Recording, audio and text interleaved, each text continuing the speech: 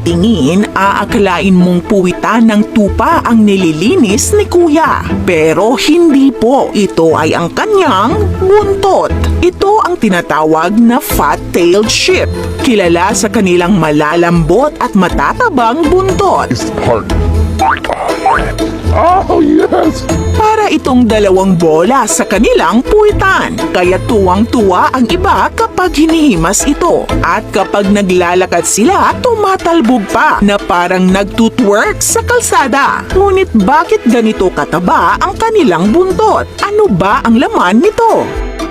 Ang fat-tailed sheep ay kilala sa malalaki nilang buntot na iba-iba ang shape at sukat. May maikli o mahaba, depende sa breed. Karaniwan silang may magagaspang na lana o balahibo, mahabang tainga at binti. Ngunit bihira ang umaabot ng higit sa 100 kilograms. Samantala, may tinatayang 50 breeds ng fat-tailed sheep na nagmula sa North Africa at Middle East at ngayon ay matatagpuan na rin sa Asia. Tinatayang 1/4 ng populasyon ng mga tupa sa buong mundo ay kabilang sa ganitong uri. Sa isang sheep farm sa Uzbekistan ay umaabot sa 100 na tupa ang naibebenta buwan-buwan, patunay ng mataas na demand nito. Ngunit bakit nga ba ganito kalaki ang buntot nila?